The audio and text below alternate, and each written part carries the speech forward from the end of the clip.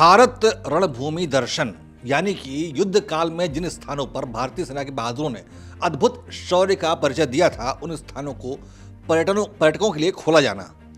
77वें सेना दिवस के अवसर पर सेनाध्यक्ष उपेंद्र द्विवेदी ने ये घोषणा की है। उन्होंने 77वें सेना दिवस की पूर्व संध्या पर नई दिल्ली स्थित मानेकशॉ भवन में पत्रकारों को संबोधित किया और उन्हें भारत रणभूमि दर्शन की योजना की जानकारी प्रदान की। आपको बता दें कि सेना दिवस की परेड पुणे में होने वाली है, जिसकी थीम है समर्थ भारत सक्षम सेना। इस बार की परेड का उद्देश्य भारतीय सेना की आत्मनिर्भर ताकत को दर्शाना है। इस बार की परेड के दौरान प्रदर्शित किए जाने वाले कुछ उपकरणों में K9 वज्र स्वचालित होवित्जर, BMP-2 सरथ पैदल सेना लड़ाकू वाहन, T-90 टैंक्स, स्वाति हथियार पता लगाने वाला रडार, सर्वत्र bridging system, multi barrel rocket system, ATORN 1200 all terrain वाहन, ड्रोन जैमर सिस्टम और मोबाइल संचार नोड्स शामिल हैं। परेड से पहले हुई पत्रकार वार्ता में सेना प्रमुख द्विवेदी ने इस बार सेना दिवस परेड के प्रमुख बिंदुओं की जानकारी प्रदान की है और उन्होंने ये बताया कि जल्दी ही भारतीय सेना जो है वो आत्मनिर्भर हथियारों का इस्तेमाल करेगी। As you are aware, you are a vital channel between army and the citizens, and your progressive and constructive reporting helps in showcasing the Indian Army in the correct perspective. I'm a strong proponent of the theme that mass media and security forces have great potential to converge together towards nation building and national security. So, let me adopt your modus operandi and straightway come to the bottom line up front. That is what is my mission statement. And that is to ensure full spectrum of preparedness while concurrently transforming Indian Army into an Atmanirbhar future-ready force to be a relevant and key pillar of the national security apparatus that also contributes meaningfully towards the nation building. And towards that, our lines of effort as regards the developed nation by 2047 are truly aligned. और विकसित भारत के लक्ष्य को हासिल करने के लिए एक सुरक्षित वातावरण अनिवार्य है. In that, we emerge as the net security provider for the entire nation. So I'll first dwell upon few security issues, and to begin with the northern borders. As you are aware, the situation is sensitive but stable. In October 2024, situation in Depsang and Demchok in eastern Ladakh got resolved. The patrolling to traditional areas in these two subsectors has commenced. Similarly, the traditional grazing has also commenced in these two areas. We shall continue to discuss the effective management of other sensitive areas also along the northern borders. And towards that end, I have authorized all my co-commanders to handle these issues at the ground level with respect to patrolling and grazing so that these trivial issues can be resolved at the military level itself. On deployment along LSA is balanced and robust. We are well poised to deal with any situation. A focused capability development for northern borders enabled infusion of niche technology into a warfighting system and a whole of nation approach. We are progressing well. हमारी प्राथमिकता है सभी agencies की सहभागिता, border infrastructure को और मजबूत बनाना है. Coming on to J&K, situation is firmly under control. On line of control, ceasefire, which is effective from Feb 2021 after the DGMO's understanding, is holding on. However, the terror infrastructure across remains intact. Infiltration attempts continue, including from the IB sector or so many other avenues which are available, along with drone attempts to smuggle warlike stores and narcotics. In hinterland, in recent months, increased terrorist activities was seen in North Kashmir and Doda-Kishtwar belt. Our CT grid there has been reinvigorated and tempo of kinetic ops has been enhanced. Past year, 60% of terrorists eliminated were of Pakistan origin. As of today, whatever is remnant in the valley and Jammu area, we feel that around 80% or more are from Pakistan origin. Overall, violence parameters under control, tourism, development activities, Amarnath Yatra, where we witnessed more than 5 lakh pilgrims this time, and peaceful conduct of elections are indicators to a positive change. So the theme of terrorism to tourism is gradually taking shape. Regards Northeast, overall situation in Northeast is gradually improving. In Manipur, synergized efforts of security forces and proactive government initiatives have brought situation under control. However, cyclic incidents of violence continue. शांति और सद्भाव स्थापित करने की दिशा में ठोस प्रयास जारी हैं.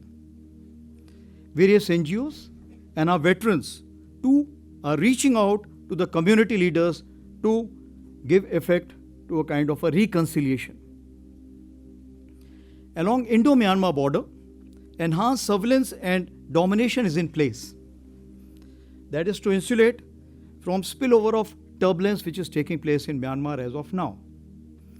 Fencing is a significant step, and we have started to commence a new progress towards this end.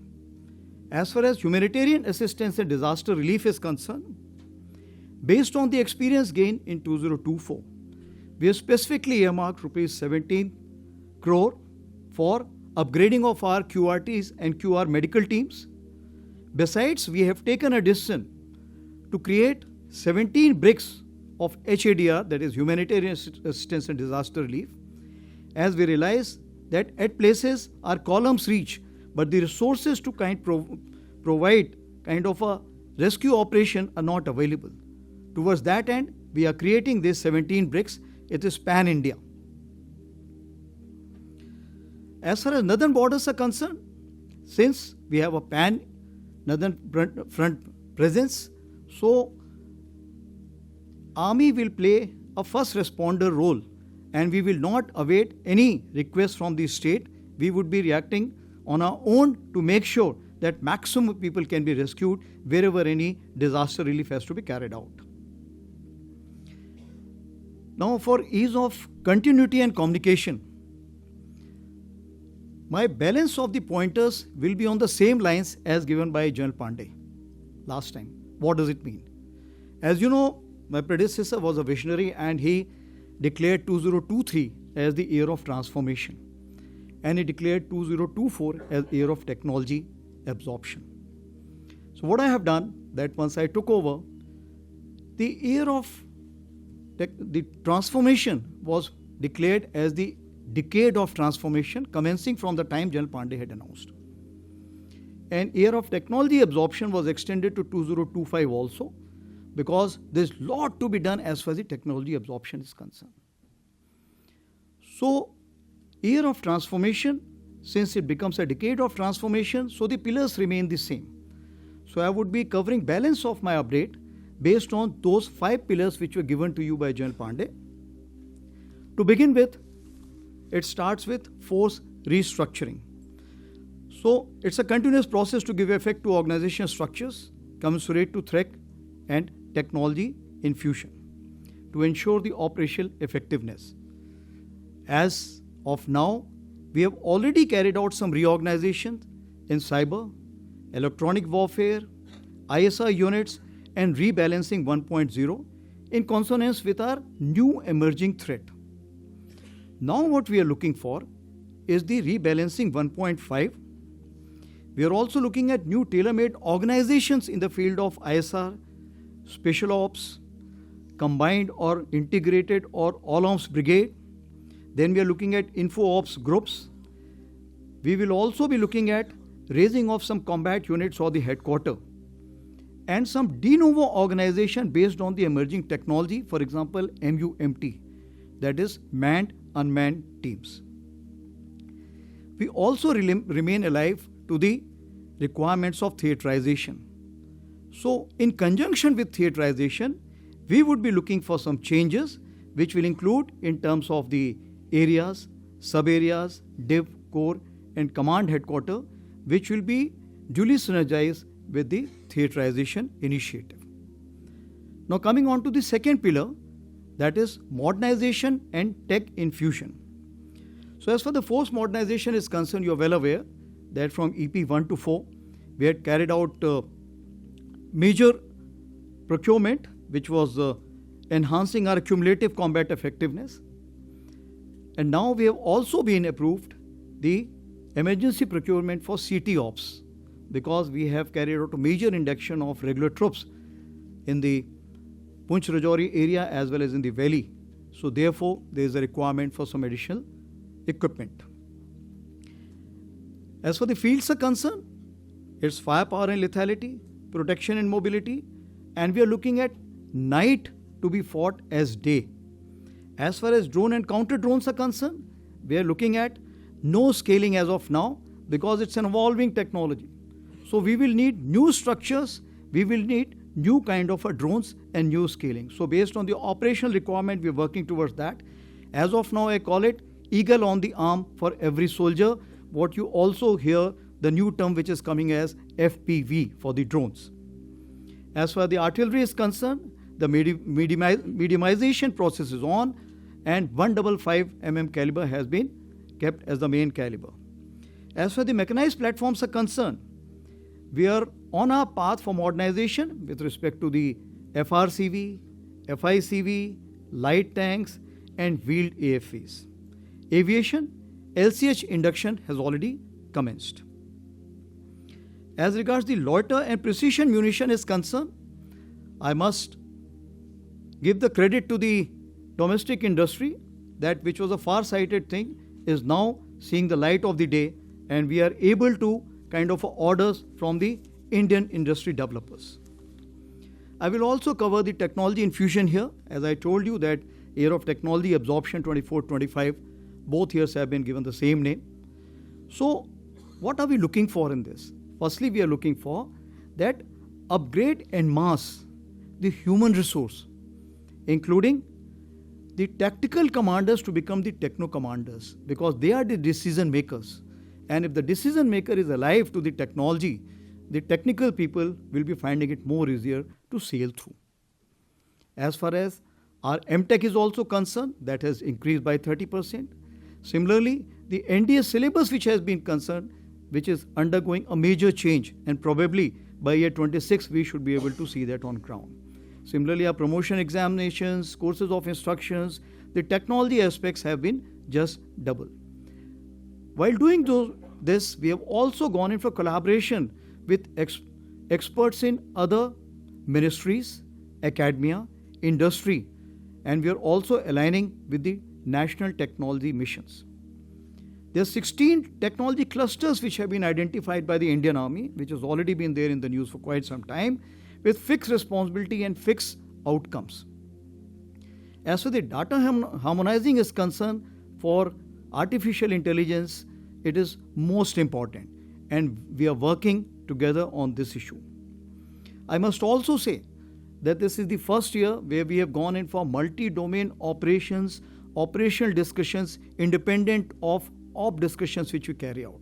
This is based on the front basis on the both sides. And why it is more important? Because this time we included the subject matter expert from whole of the nation and also the veterans. So we had from CERT India, Cyber, and all those representatives from the ministries came in and participated in this. The Veterans Expert Group have also been created, which is working under Deputy Chief ISNC, and they will give us the report by Feb end as far as Indian Army is concerned, how should we look at technology infusion and absorption in the years to come as part of the decade of transformation. So far, we have signed approximately 63 MOUs on the subject. MCT, that is Military College of Telecommunication Engineering at Mao, figures as a strategic partner in Indian AI mission, Chip2 Startup mission, and Quantum Key Distribution project. Our collaborative efforts, the joint training with CERT India and joint research in counter-US and advanced wireless-based managed system is also commenced. I'll just give you a brief glimpse of additional thing what we are doing here. Army Data Network in last 6 months, which had the span within the Army for 7,000 subscribers only, has increased 3 times to 21,000 subscribers. We have created an Indian Army AI Incubation Center at Bangalore with mentorship of IISc Bangalore and IIT Bombay. I must thank Bell to provide us that kind of a space in Bangalore for that. We are also establishing an Army IIT Research Center at IIT Madras to take our innovations forward. We are also incorporating blockchain technology in a technology-based vendor registration model which is under progress in collaboration with MITI and CDAC. As far as secure space-based vehicle tracking and convoy management system, that is already commencing with Navik. And of course, Sambhav phone, which you are already aware that this phone we are using, and this time during our border talks in the October month, most of the communication was through this phone. As far as the third pillar is concerned, that is system, process and functioning, we are looking at data analytics and defining the single source of truth. In the future, we are looking at data integration. So there are two things in this. As you know, Army is different from other services where the empowerment or the center of excellence starts from the battalion. Therefore, the maximum delegation must take place there. But today, the maximum centralization of orders or powers or authority is at the Army headquarters. This is only feasible to delegate once you have the data centricity in the center, but the delegation at the lower level. Here, the artificial intelligence will play a pivotal role. For example, if a vehicle gets condemned and you want to get the vehicle released, it takes the complete chain of command by the time it reaches and that gets released. But with the artificial intelligence, moment the vehicle gets condemned, within 24 hours, the release order will be automatically generated. So that is the kind of a thing we want to achieve by year 2025 end. As far as the delayering of headquarters, this we are looking at. For any communication in Army, it takes 6 to 7 layers. We are wanting to delayer. We are also looking at skip echelon system. That is simultaneously addressing all the headquarters, and the highest headquarter which is supposed to give the distance must give the fastest. Modification of acquisition process, which is overdue, we are looking forward to, and the way year of reforms which has been announced by our Raksha Mantri ji, I am sure this will get a major impetus. Coming on to the human resource management, it's a subject in itself. I would not like to cover too many things in this, but just to tell you that the upgradation of the HR potential en masse is something which is our aim, while ensuring the welfare of rank and file, veterans, Veer Naris and their dependents.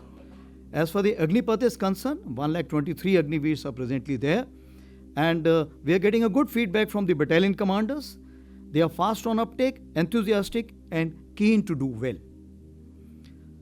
As far as the SSB is concerned, you are well aware that the SSB reforms have been undertaken, and today we have increased our intake, which was 1300 per year in 2022 to 1900, which is projected in 2024. So that is the kind of officer intake which we are ensuring by carrying out some reforms in the service selection board. As for the women officers are concerned, we are doing a remarkable job in the field. Presently, we have 1732 women officers serving with us, and we have approved a study to increase this number to 2037. In other ranks, we have approximately 310 women soldiers, and we are looking forward to more. During the question answer session, I will take on as far as the progress on this side is concerned. About women empowerment, all women skydiving display team of Indian Army shall be raised in 2025. That's our endeavor. You'll be happy to note that the recruitment in Territorial Army has commenced again. And this time we have delegated this to the commanding officer for first 30% so that the recruitment can take at the fastest possible pace.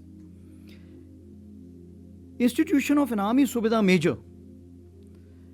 This is something to connect Jawans directly with the Army Chief. So wherever I go, the Army Subedar Major accompanies me. When I am taking a briefing in the higher headquarters, he is meeting the JSUs and men of that. And also, this has been now given out for the commands also. 3 of the 7 commands have already instituted that. Others would be completed by 31st Jan. So, the gap or the communication gap between a Jawan and the senior most hierarchy will keep getting close with every passing day.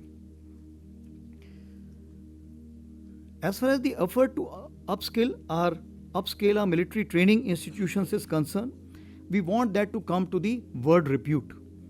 And we are looking at Institute of National Importance for our Army War College. The case has already been taken up for that. Also, we are opening up the Army War College for the foreign students. As you are aware, the junior command and senior command were already open, but now we are opening the higher command course also.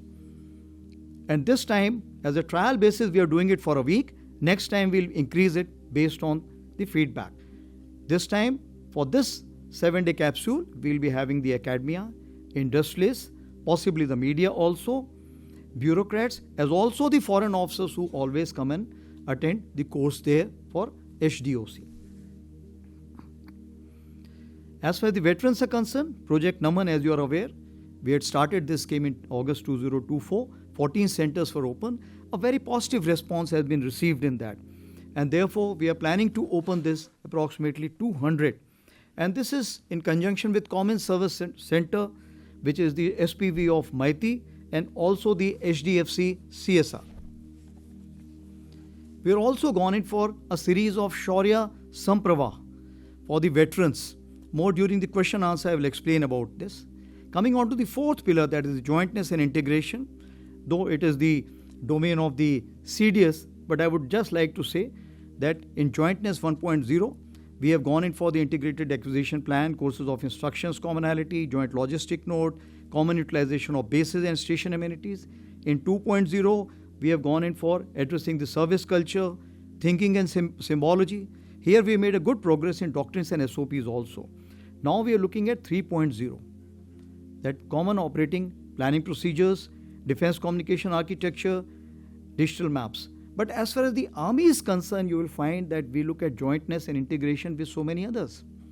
In border area, we are looking at jointness integration with our CAPS who are working with us. In the hinterland, we are looking with the police and the CRPF and other agencies. Int-agencies, we are working very closely every day. Besides this, when it comes to the conventional operations, multi-domain operations has to have a whole-of-nation approach. And that is where we are working with other agencies and other ministries in this respect. Now, in addition to the transformational pursuits that I have spelled out, Indian Army's contribution to nation building, we are looking at border area development in a big way with 4 pillars, that is infrastructure, communication, tourism, and education. Of course, the cultural revival remains the mainstay. Towards that, Bharat Ranbhumi Darshan as a one-stop solution for information and clearances for visit to the forward area battlefields. This has been developed in partnership with Ministry of Tourism, and this website will be launched by Honorable Raksha Mantri on the Army Day, that is on 15th. We have also gone in for a MOU with Gati Shakti Vishwavidyalaya for upskilling our Indian Army personnel towards synergizing dual-purpose infrastructure. Since Indian Army has to carry out a large-scale mobilization and it has a large-scale logistic requirement, so we have to align with the national logistic policy. And also this Vishwavidyalaya will train our people. They will carry out the workshop for us, and will also provide later on MBA and MTech degree in transportation and logistics. As far the Army Sports Conclave is concerned, this was again something new, and we are looking at in a big way for Mission Olympic 2036.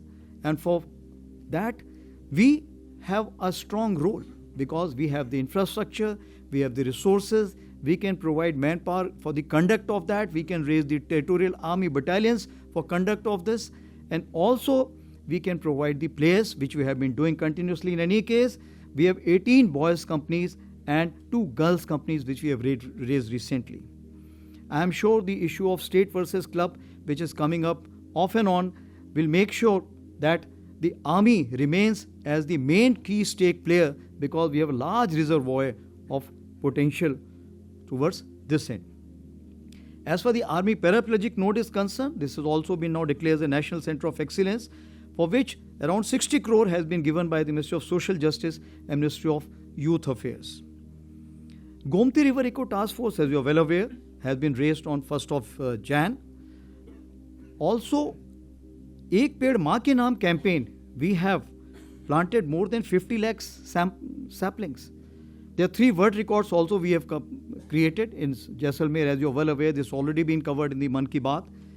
which is most saplings planted by a team in 1 hour, most saplings planted by women, that is 25,000, and so on and so forth.